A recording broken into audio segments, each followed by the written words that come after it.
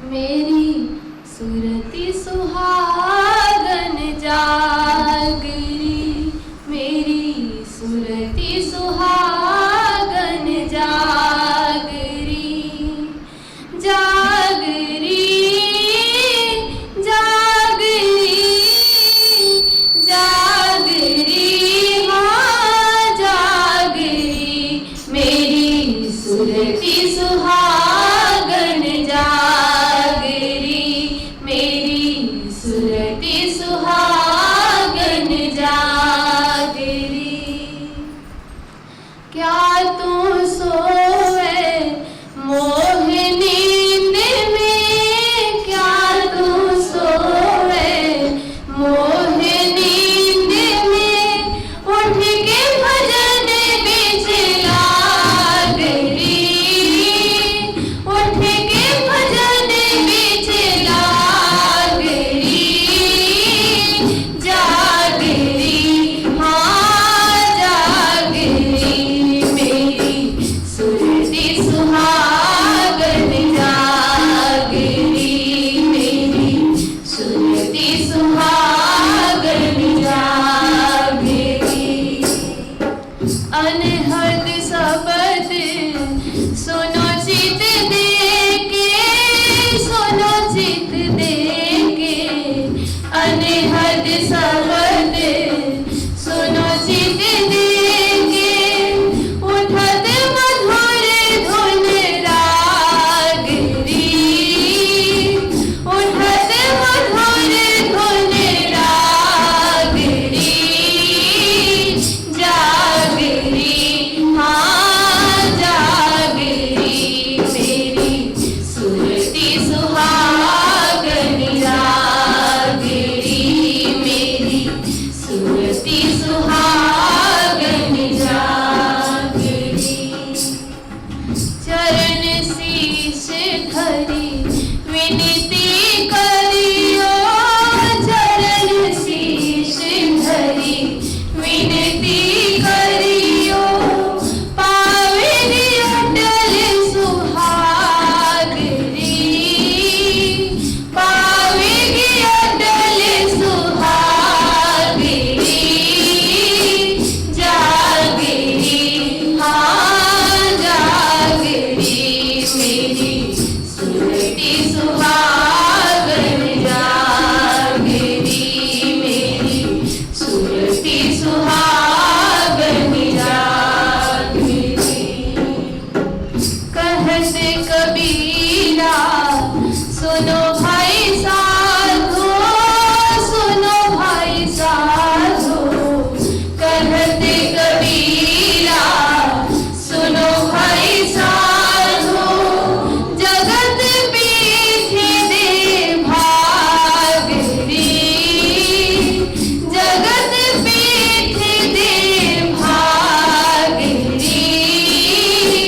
जागरी, हाँ जागरी, मेरी सुरती सुहागन जागरी, मेरी सुरती सुहागन जागरी, जागरी हो जागरी, जागरी हो जागरी, मेरी सुरती सुहागन जागरी, मेरी सुरती सुहागन जागरी, मेरी सुरती सुहागन जागरी।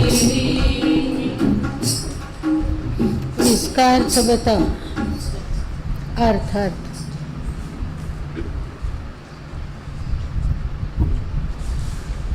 सदगुरु साहब कह रहे हैं कि जो हर व्यक्ति का सूरत जो संसार में लगा हुआ है उसको कहते कि अब जगो, मतलब अब होश में आओ और संसार की आसक्ति से मुख मोड़ मत। इधर से किसको कहा जा रहा है? अपने आप को संबोधित करके कह रहे हैं कि ऐ सूरत अब जगो, मतलब होश में आओ और अब परमात्मा की ओर आगे बढ़ो। ये कहा जा रहा है क्या तू सुबह मोह नींद में उठ के भजन बीच लागरी। तो इस संसार देहाध्यास में आसक्त हो, मोह में क्यों पगलाए जा रहे हो? अब इस मोह नींद से उठो, जगो और परमात्मा के भजन में लग जाओ, उस परमात्मा की प्राप्ति के लिए प्रयत्न यहाँ पे करो। सुहागिनी क्यों कहा गया?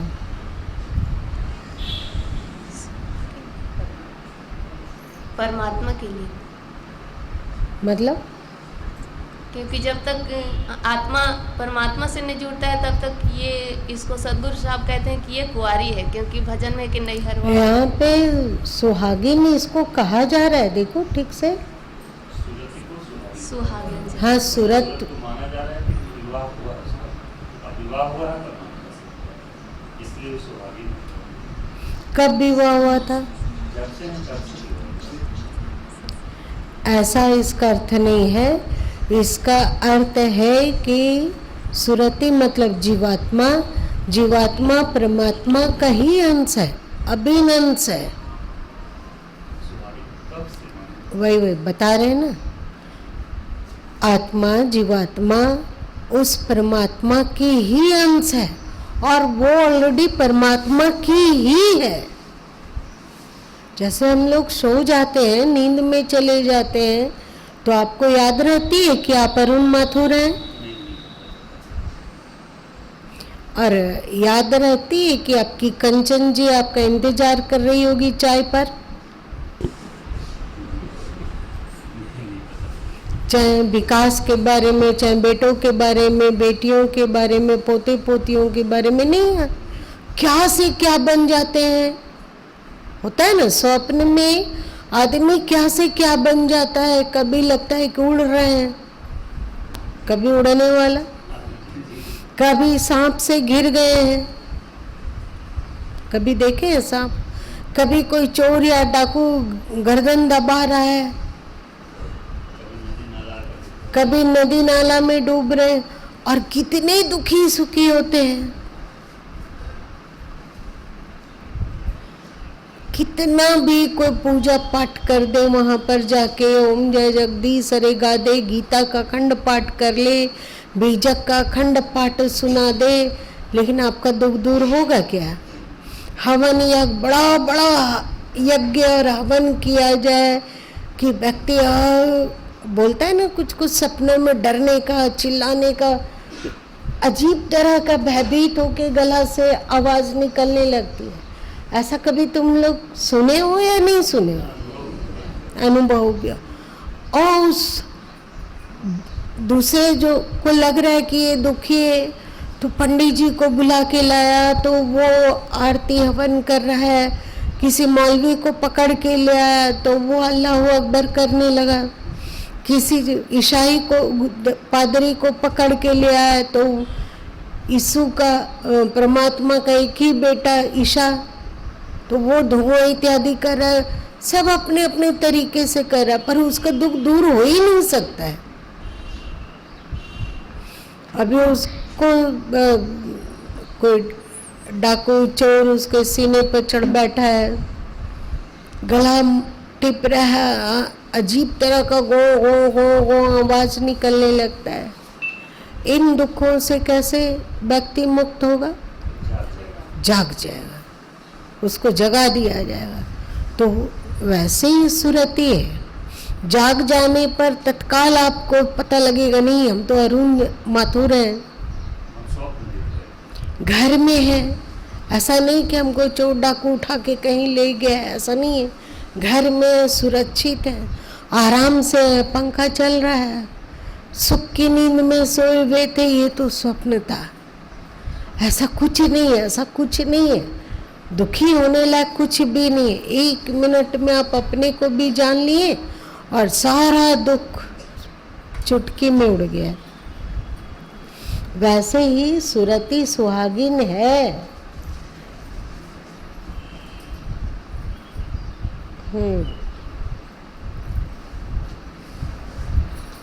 इसमें किसी तरह का कोई संदेह नहीं है, कोई संदेह नहीं है। पर वो सोई भी है। सोई मतलब होश खो गया है उसका, इसलिए वो भूल गई कि वो कौन है। जैसे आप लोग सोए रहते हैं तो भूल जाते हैं कि आप कौन हैं, वैसे ही सुरती भी जब सो गई है तो वो भी भूल गई कि वो कौन है, और दुखी सुखी होने लगी, कभी रोती है कभी हंसती है। उसको कभी कभी स्वप्न आता है कि वो बीमार हो गई है। आप लोग को आता है कभी? कभी होता है बहुत कष्ट है। अब पहले जैसी बात नहीं रही। पहले कैसे चलते थे तो हवा से बात करते थे, उड़े हुए चले जाते थे, को थकते नहीं थे। अब थोड़ा काम करते हैं थक जाते हैं, थोड़ा काम करते हैं टांग दुखने लग जाता है। क्या है ये सब सपना है कि सचमुच में है?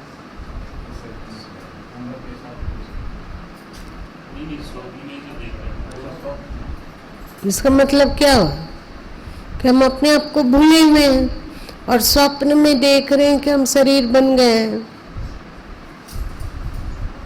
बने हुए हैं, हम शरीर बन गए हैं।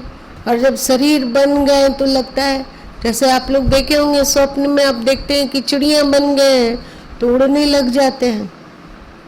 वैसे हम लोग स्वप्न में देखते हैं, मोह नींद में जब सो जाते हैं तो स्वप्न देखते हैं कि हम शरीर बन गए हैं। अब वहाँ जब जैसे ही शरीर बनते हैं तो पता चलता है कि ओ बहुत बुढ़ापा, थकावट, बहुत कष्ट, पैर दुख रहा है, गर्दन दुख रहा है, तो धन का अभाव आ गया है कि बेटा नहीं मान रहा है, कि बेटी नहीं मान रही है, कि बहू नहीं इज्जत कर रही है, कि मित्र है सो उपेक्षा कर रहे हैं। सब क्या है? ये क्या देख रहे हैं हम लोग?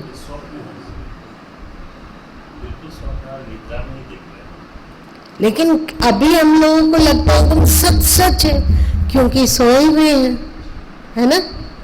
सोए हुए हैं तो क्या थे और क्या बन गए? कहाँ सुहागिनी थे, कहाँ सुरती थे,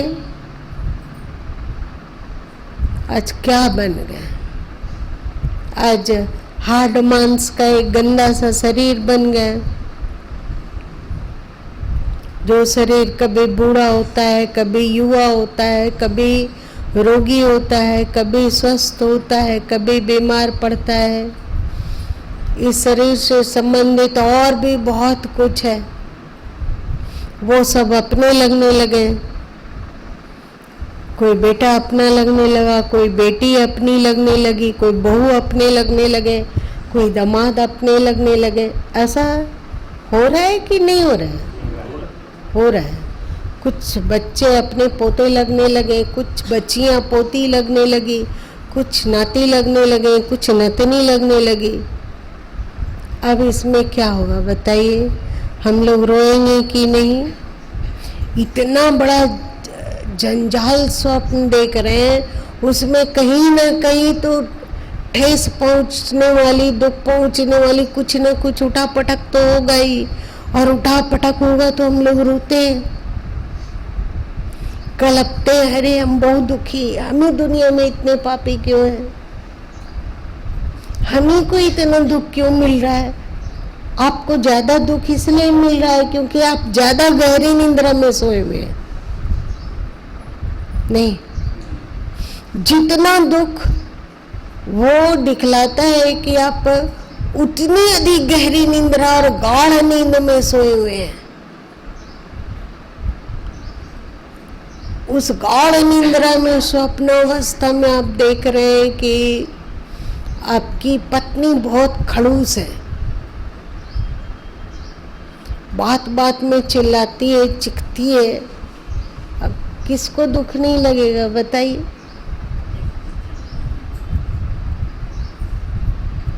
दुख लगेगा ना भाई लोग को। जिसके लिए, जिसका ज्वेलरी लाने के लिए, जिसको सुख पहुंचाने के लिए जिंदगी भर अपना कुर्बान कर दिए, आज वो बात बात में चिल्लाती है, चिखती है, तो दुख तो लगेगा ही। कोई स्वप्न देख रहा है कि उसका पति बड़ा विचित्र है, शराबी कबाबी बन गया है, किसी और से प्रेम कर रहा है, तो बताओ उस सुरती का क्या होगा? क्या होगा?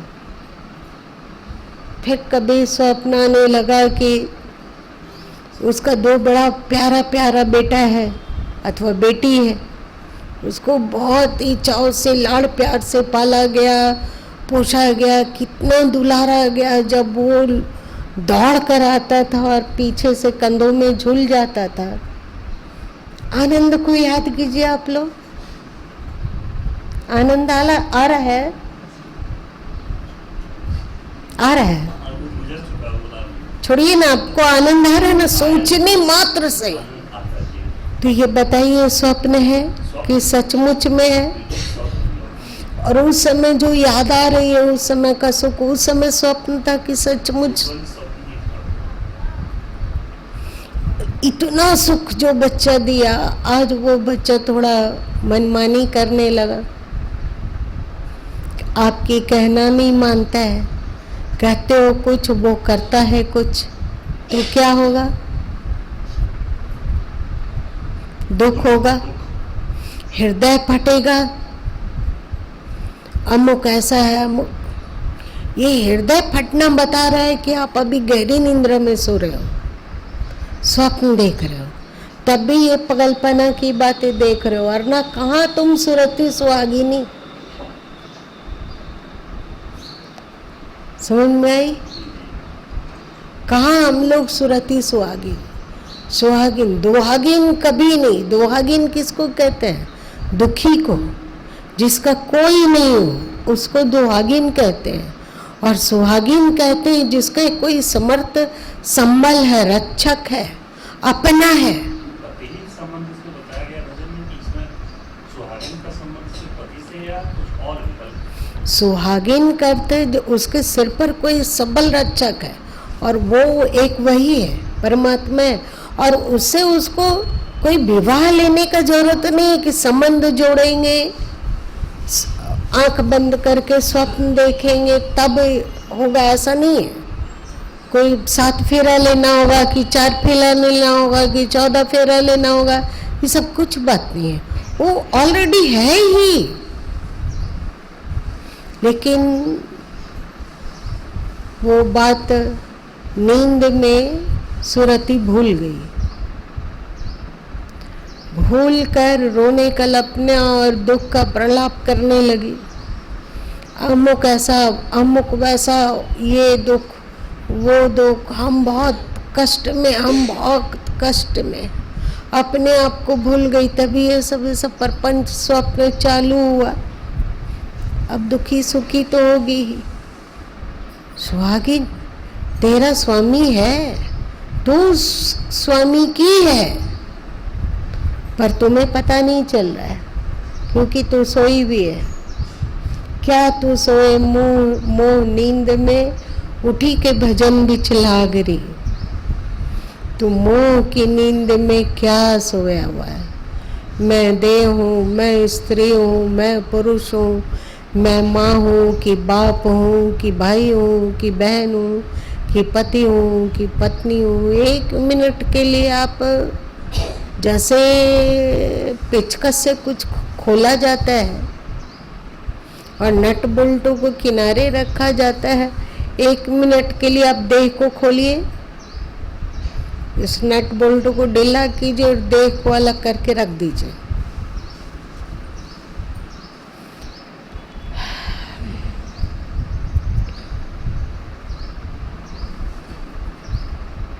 क्या हुआ? बचा है ना? होश, जागरण। आप बिना देह का हो गए। आपका दुख चला गया कि बचा हुआ है?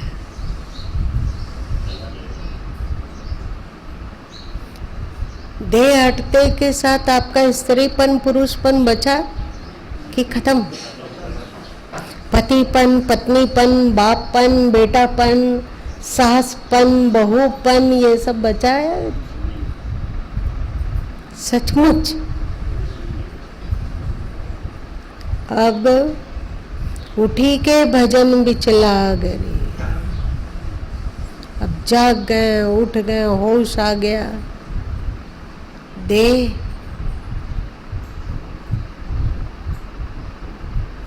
हट गया, आवरण हटा, अब शुद्ध स्वरूप है। भजन मतलब क्या होता है, एक बार बताएं, कौन बताएगा?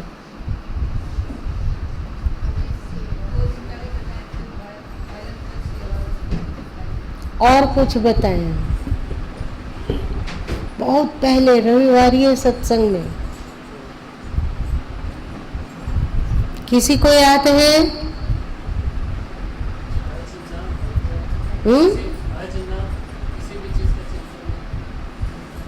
इसका अर्थ बताएं। भग न, भागो नहीं, भागो नहीं। ना मतलब नहीं, भागो मत। यही भजन। जागो और भागो मत। जैसे हम जागे और भागना बंद कर दिए, ऐसा लगा कि जैसे शांति का समंदर पसर गया, लगा? आप लोगों को अनुभव हुआ? ये हो गया, उठी के भजन बिचला गरी। क्या तू सोए मोह नींद में? तू मोह नींद में कब तक सोएगा? क्यों सो रहा है? स्वप्न तो स्वप्न होता है।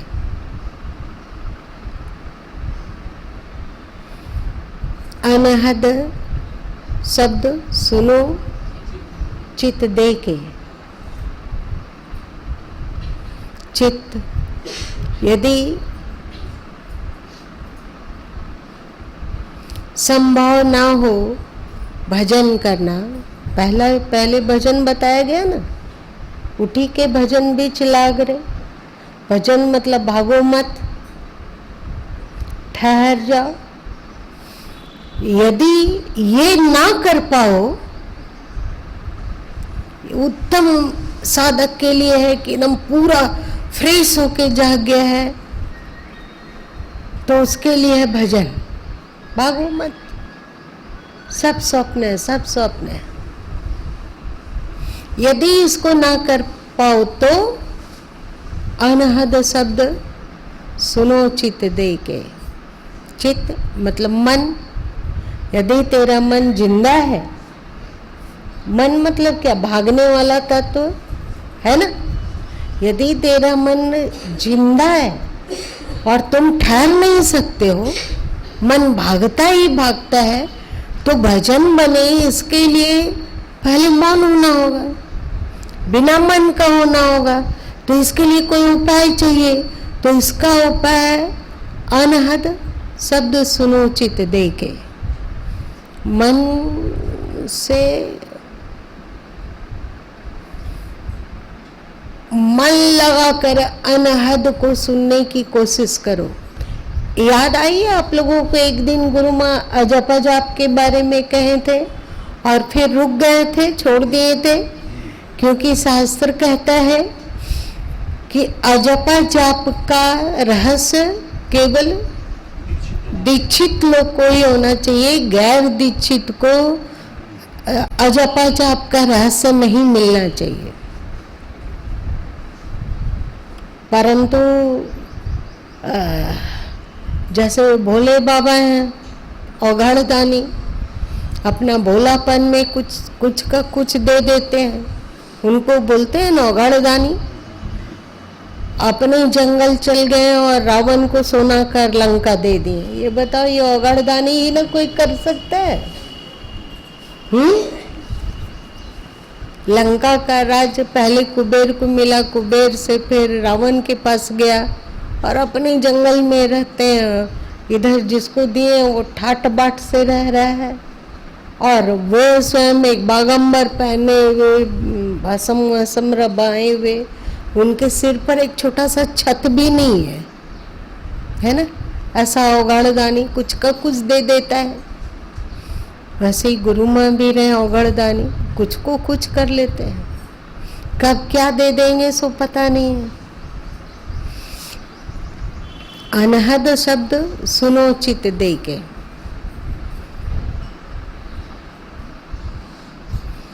मन लगाकर अनहद को सुनो। अभी सुनाई नहीं दे रहा है क्योंकि मन नहीं लग रहा है ना। अभी हम लोग को अनहद सुनाई पड़ रहा है, कुछ नहीं सुनाई पड़ रहा है। आगे चलकर और कुछ ध्वनि प्रकट होती है जो गुरु माँ कई बार बोले हैं, शंख ये वो, लेकिन इसकी शुरुआत तो कहाँ से करें।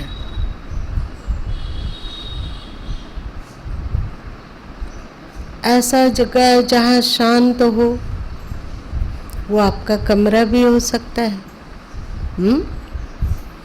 अपने घर का कोई एकांत कोना भी हो सकता है, जहाँ थोड़ा बाहरी शब्द कम हो, है ना, बाहरी शब्द कम हो।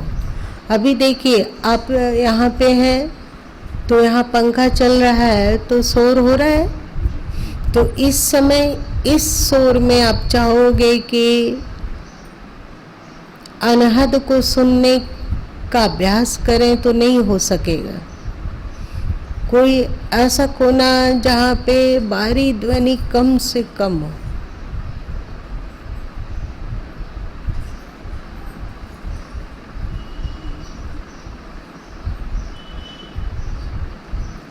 सुनने की कोशिश करो। इसका आरंभ आप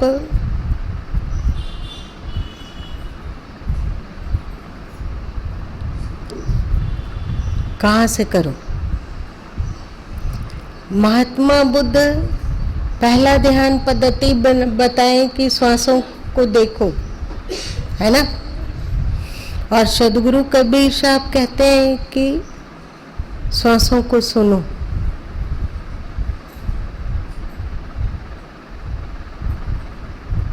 श्वासों को सुनो। श्वासों को देखना सरल है।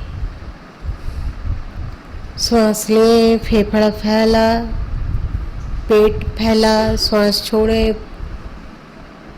पेट सिकुड़ा, फेफड़ा सिकुड़ा, नाक से श्वास जा रहा है, श्वास जा रहा है, आ रहा है, शरीर फैल रहा है, सिकुड़ रहा है। ये देखना आसान है कि नहीं। लेकिन सदगुरु कबीर साहब कहते हैं श्वासों को सुनो।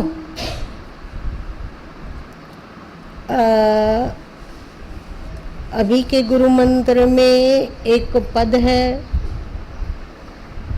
क्या है?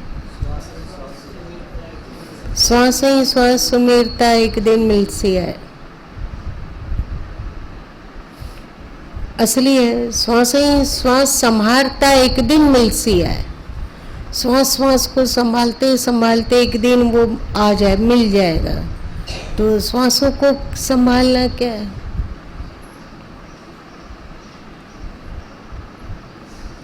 श्वासों को सुनने की कोशिश करो।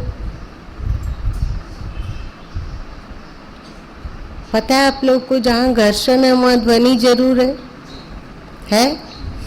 तो श्वास और नाक का घर्षण हो रहा है कि नहीं हो रहा है? तो वहाँ पक्का है कि ध्वनि भी है ध्वनि है।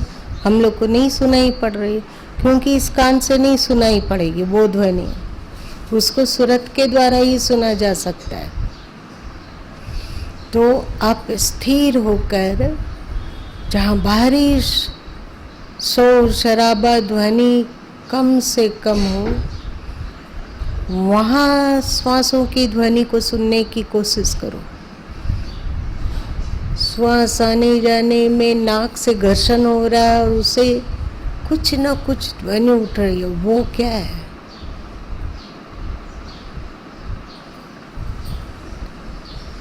कोई उसको सोहम की तरह सुना, श्वास लेते हैं तो सो, और कोई श्वास छोड़ते हैं तो हम, कोई उसको ओम की तरह सुना, कोई उसे राम की तरह सुना। ये छोड़ दो, ये दूसरे लोगों की अनुभूति है, वो अनादर आपके लिए कामगार नहीं होगी। कोई कल्पना मत करो, ना राम राम जपने का, ना सोहम सोहम जपने का, ना ओम ओम जपने का, कुछ नहीं, केवल सुनो।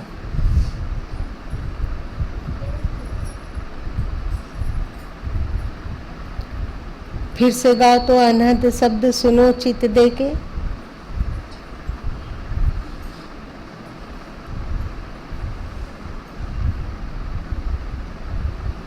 देखिए कितना रहस्य छिपा हुआ है इस एक लाइन में।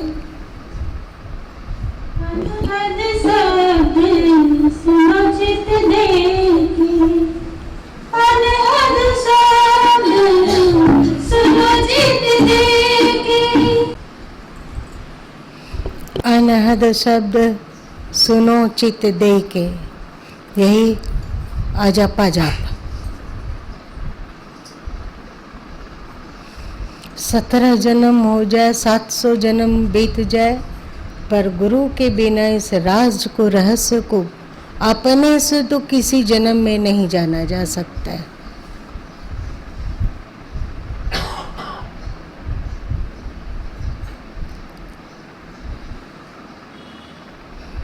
और एक चीज और आप लोगों से छुपाया हुआ था, मतलब गुरु मत छुपाए थे, चाहे उसको सुरत योग कह लो, सुरत शब्द योग कह लो, शब्द योग कह लो। याद आई? सुरत शब्द योग छुपाया हुआ है ना, इसका यहाँ से प्रारंभ होगा। और बीजक में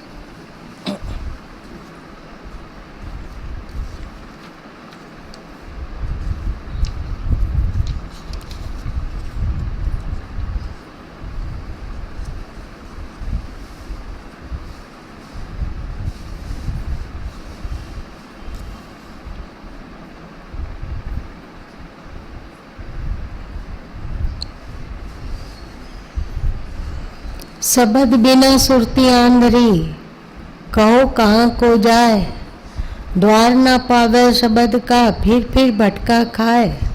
अर्थ सोचो, बताओ कौन अर्थ उसका बता पाएगा? गुरुमठ टीका में लिखे हैं पर छुपा हुआ है। शब्द बिना सुरती आंधरी, मोटा मोटी जाना जाता है कि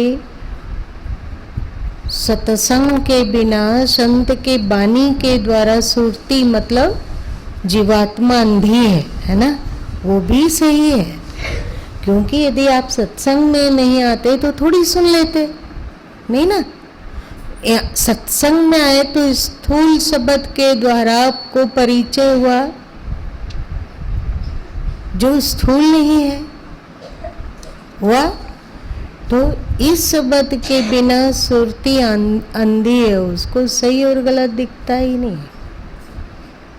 सबसे पहले तो वो अपने को शरीर मानने लग जाती है, यही तो अंधीपना है।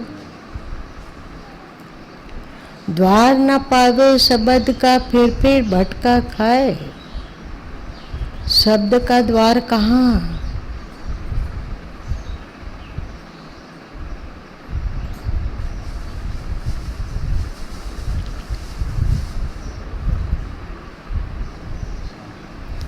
शुरुआत यहाँ से होगा। महल अभी घूमना बहुत बाकी है, पर महल में आप तो दरवाजा से ही प्रवेश करोगे ना, पर दरवाजा ही महल नहीं है। समझ पा रहे हैं आप? ये एक द्वार है पर महल नहीं है। आप वहाँ प्रवेश करो ना, फिर भी माल मालात, झाड़ फानूस, रंग बिरंगे फव्वारे, अभी तो बहुत कुछ है माल के भीतर, पर तुम द्वार से भीतर तो श्वासों को सुनना, द्वार। और एक बानी है ना, वो तो शब्द विदे है।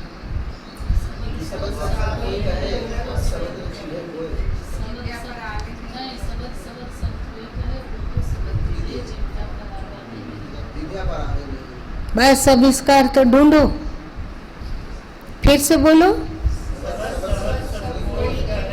तो सबद विदे जिह्वा पर आवे नहीं, निरख परख कर ले। जीभ पर नहीं आ सकता है शब्द। शब्द सब कोई के, वो तो शब्द विदे, वो शब्द विदे है, उसका कोई देह नहीं है। देह मतलब अवयव बताते हैं। इसका कोई देह है या नहीं है? उसका देह है ना। का है ए ओ आकार है, पर वो विदेह है, मतलब उसका कोई आकार नहीं है। उसको बताने के लिए, उसको समझाने के लिए कोई शब्द हुआ ही नहीं। सब कोशिश करते हैं कि उस शब्द के बारे में चर्चा करें, पर बता नहीं पाते हैं, क्योंकि वो विदेह है। कैसे क्या किया जाए? शब्द सब कोई कहे, वो तो शब्द विदेह जिह्वा पर आवे नहीं। केवल आकार ही नहीं, उसमें वो उसे व्यक्त करने के लिए कोई कुछ भी नहीं है। वो वाणी में भी नहीं आता है कि वो शब्द क्या है, न उसका आकार है, न उसको बोला जा सकता है। शब्द सब कोई कहे, वो तो शब्द विदे जिह्वा पर आवे नहीं, निरख परख कर ले। निरख परख कर उसको लो। अब आप जो श्वासों में उठ रहा सरगम है, संगीत है, बताओ उसको आप कैसे व्यक्त करोगे, उसको कैसे समझाओगे? वो आकार वाला है कि बिना आकार वाला है? उसका देह भी नहीं है, वो वाणी में भी नहीं आता है,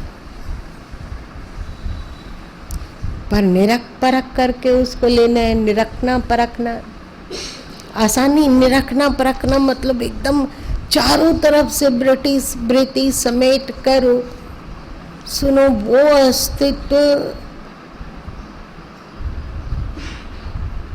गगन में आवाज हो रही, झीनी रे झीनी, कौन गाएगा?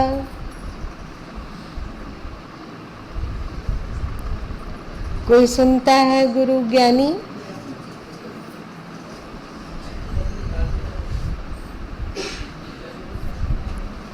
सदगुरु भी है ना, ईश्वर भी है ना।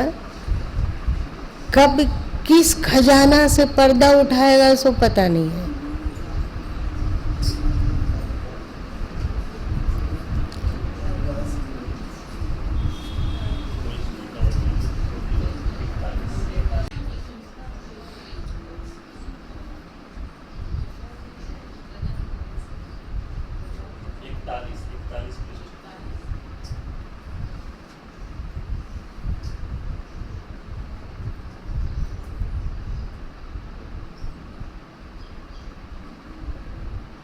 सुनता है कोई गुरु ज्ञानी, ज्ञानी ज्ञानी, सुनता है कोई गुरु ज्ञानी, ज्ञानी ज्ञानी।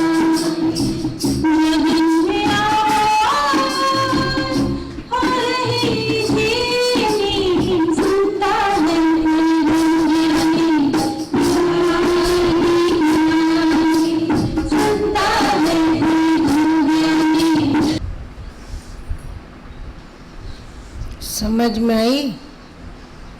सदगुरु कबीर साहब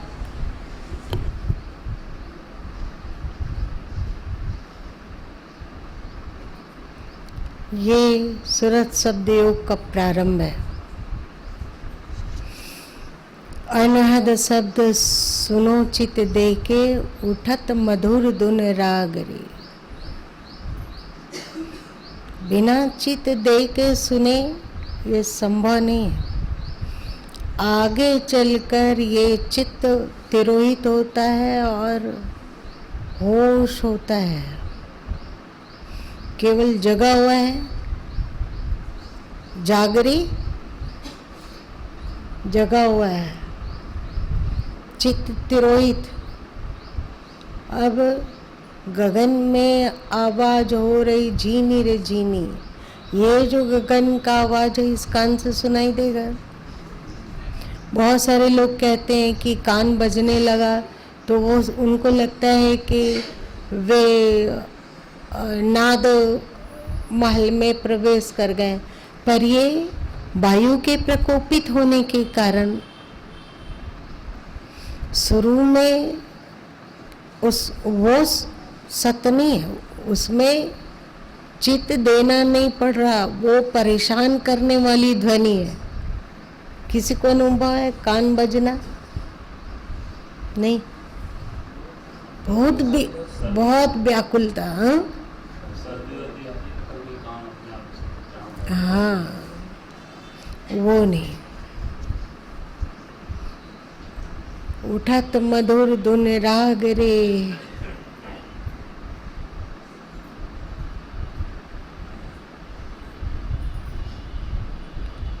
शब्दमाल से भीतर तो घुसो।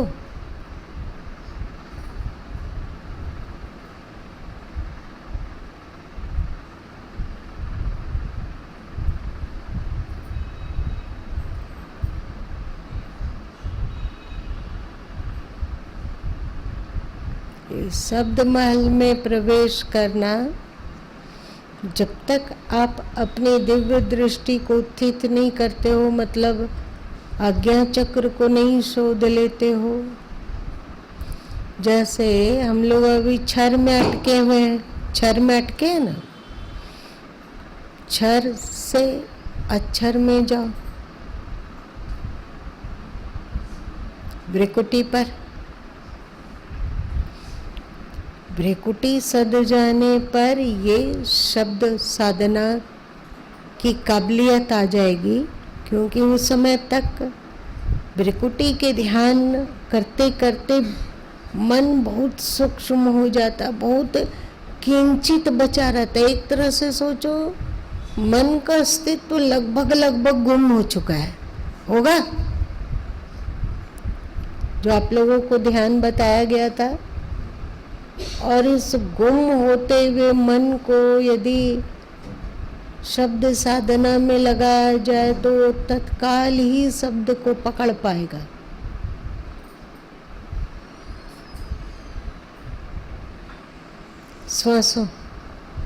श्वास के आने जाने से जो ध्वनि हो रही है, पकड़ना सरल हो जाएगा। फिर शब्द की डोरी को पकड़ते पकड़ते वहां चले जाओ जहां से शब्द उत्थित हो रहा है। आप शब्द की डोरी पकड़ के जा सकते हो कि नहीं? जैसे मान लिया जाए अंधकूप हो, अंधेरा हो, और आप अंधेरे कमरे में प्रवेश किए तो आप कहते हैं कोई है यहाँ पे? तो दूर किसी कोने में बैठा हुआ इंसान कहता है कि हाँ, सावधान, सामने ही डाइनिंग टेबल रखा हुआ है, गिर सकते हो। दाहिनी ओर देखो, वहीं स्विच बोर्ड होगा।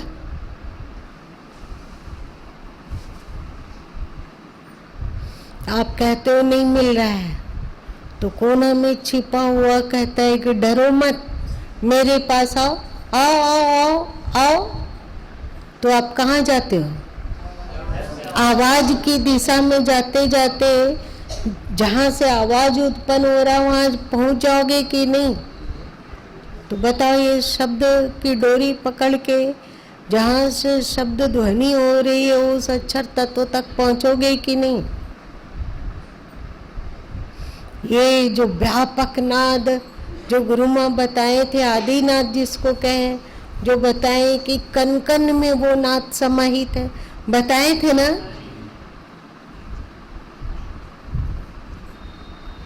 अब आपका परमात्मा स्वरूप का साक्षात्कार हो रहा है। जब यदि उस आदिनाथ तक पहुंचोगे तो अनुभव कर पाओगे कि परमात्मा सर्वव्यापी है।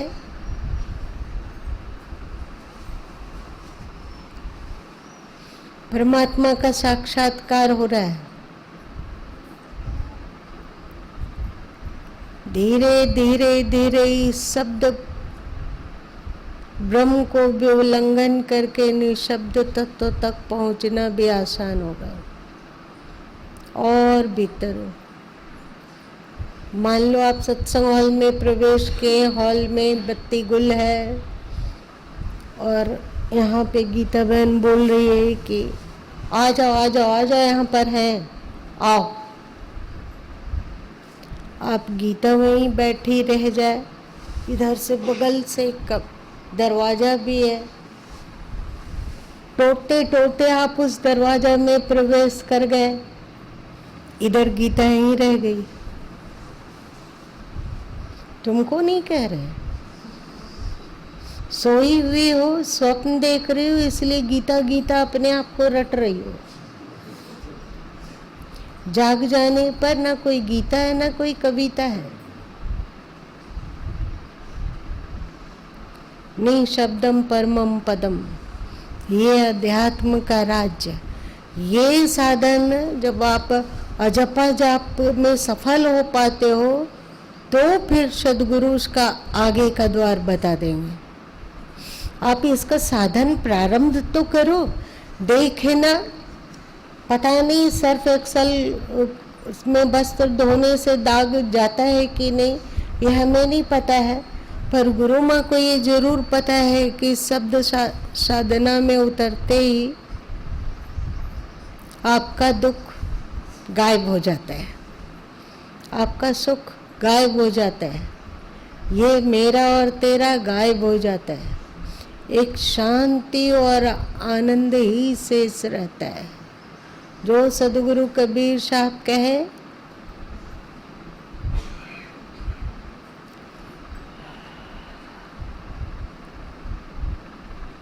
रंग महल में दिए ना बार ले, क्या है?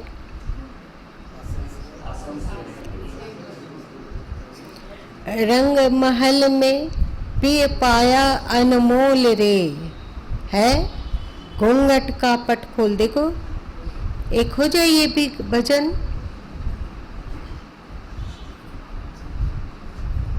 देखना अर्थ एकदम बढ़िया से खुलेगा, गा के तो देखो।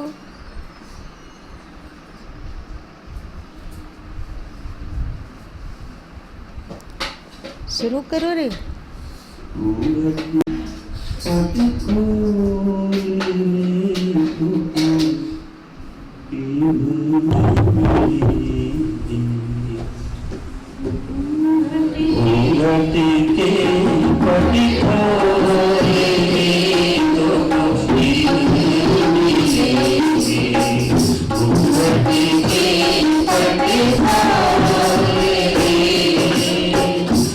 योग युक्ति से रंग महल में पिए पाया अनमोल रे, कहें कबीर आनंद भयो है बाजत अनहद ढोल रे।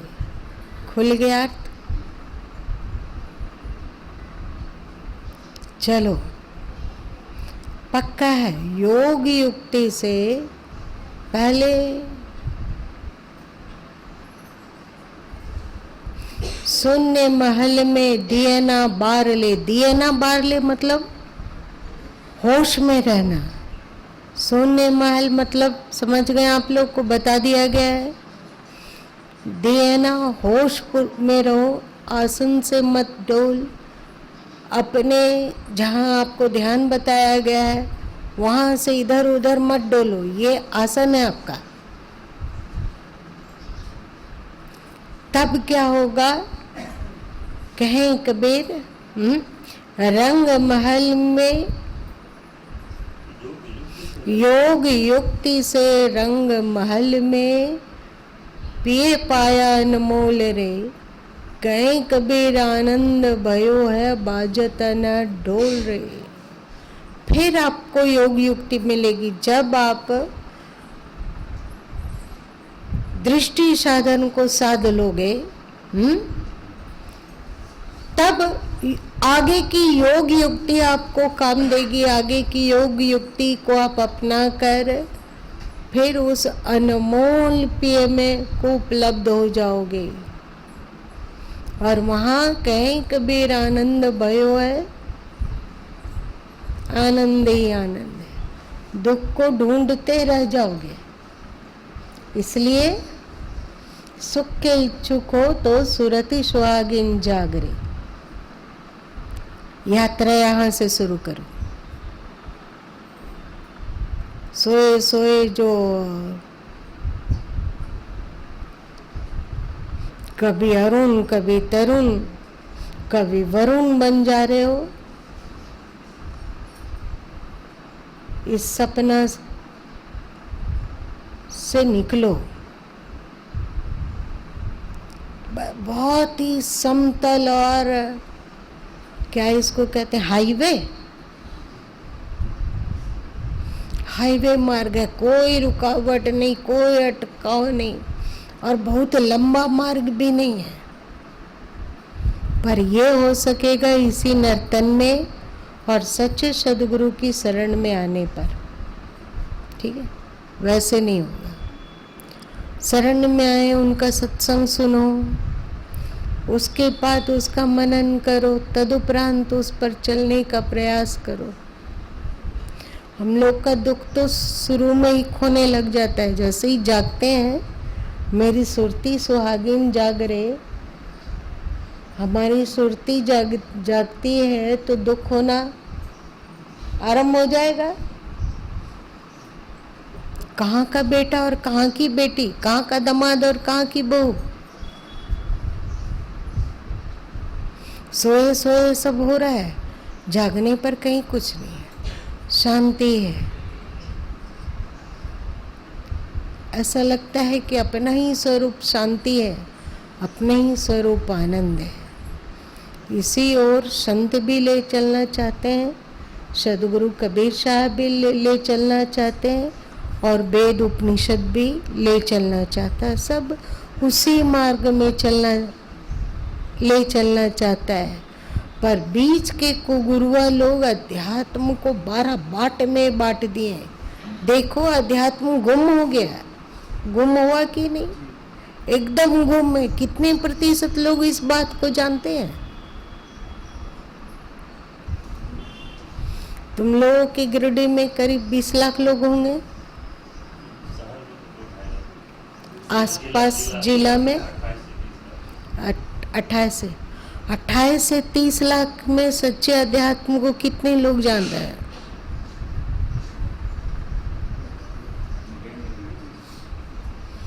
चल, आज इतने ही रहने दो। मन तो कर रहा है फिर से मेरी सुरती सुहागिन गाने का। हाँ, ठीक, इसको गाने दो, नहीं, इसको पूजा करने दो। तब तक हम लोग एक बार फिर से मेरी सुरती सुहागिन मिलके उठ, अहो भाव से, स्वप्न से जाग कर भजन में डुबकी लगाओ। एक छोटा सा पहले दृष्टि साधन करना होगा, या अनहद शब्द सुनो चित दे के पहले भी किया जा सकता? नहीं, पकड़ाएगा नहीं। दृष्टि साधन पहले तो एकदम स्थूल कि अपने आप को पापों से बचाओ, मतलब पंच पापों से मुक्त करो। उसके बाद मोटा मोटी साधन, नाम जाप वगैरह जो भी, ओम जपते हो, राम जपते हो, कृष्ण जपते हो, शिव जपते हो, उससे थोड़ी वृत्ति सूक्ष्म हुई। फिर दृष्टि साधन, और फिर अंत में यह जपा जाप।